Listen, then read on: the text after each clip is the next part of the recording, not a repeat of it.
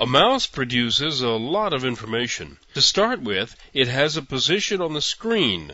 You may want to take a snapshot of the mouse at one point, or you may want to follow it as it moves around.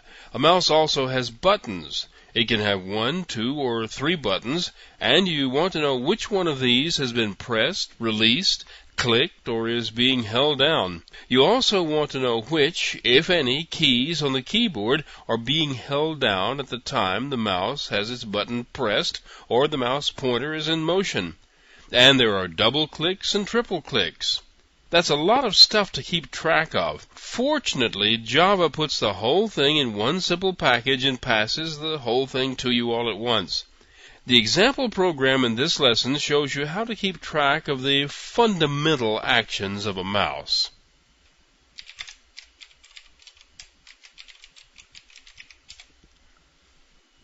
This program is a bit simpler than some of the ones in the previous lessons.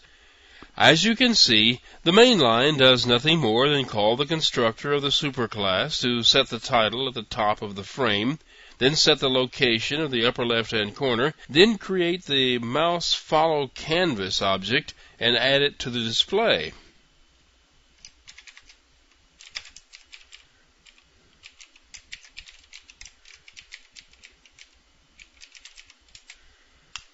Now the canvas has a couple of new things.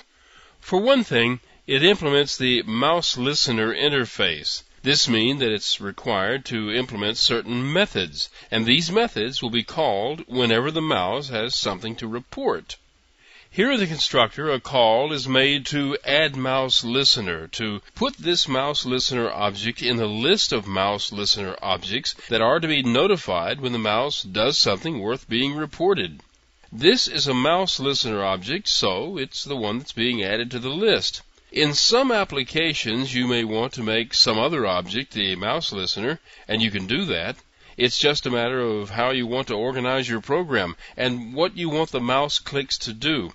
In a complex program, you may want to have more than one mouse listener and have each one do different things.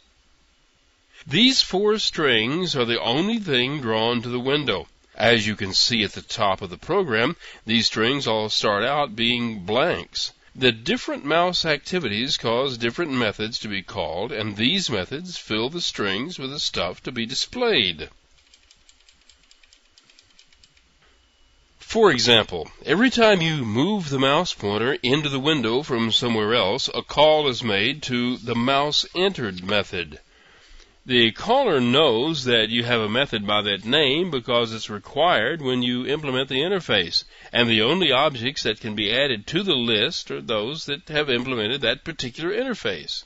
In fact, that's why it's called an interface. It defines a particular interface for communications.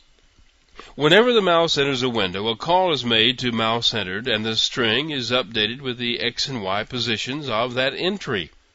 There is more information in the mouse event, and we'll be getting to the rest of it later. The X and Y location will normally be against one edge of the window, but timing being what it is, sometimes the X and Y position will be a bit inside the window. The mouse exited method is just the opposite. This method is called when the mouse leaves the window. These are the 3 other methods. The mouse clicked method is called when the mouse button is pressed and released at the same location. The mouse pressed method is called whenever a mouse button is pressed anywhere inside the window. The mouse release method is called whenever a mouse button is released. This method is called no matter where the mouse button is released, as long as it was pressed inside the window. We'll get to exactly why this is so in just a couple of lessons. The program is fairly simple, but as I said, it does show you the basic mouse operations.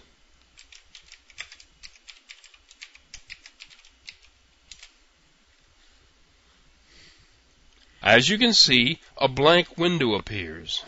Moving the mouse in and out of the window shows you the coordinates of the entry and exit points. Clicking a mouse button causes all 3 methods to be called. 1 when it's pressed, 1 when it's released. The clicked method is called because it was released at the same point that it was pressed. But that's not always the case. If I press a mouse button up here, that is, of course, reported as a press.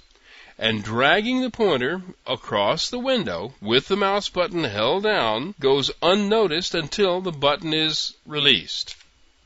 Now there are 2 points reported, one for press, one for release. Notice that the clicked value never changed. That's because the release point was different than the press point. And notice this, pressing here, releasing here. If you press a button inside the window, the release of that button is reported no matter where it happens. Notice that the value of the coordinates is outside the window. Press here, release here. But the coordinate values reported are relative to the upper left-hand corner of the Programs window. Okay, but wait, there's more. I'll be showing you some of the other stuff in the upcoming lessons.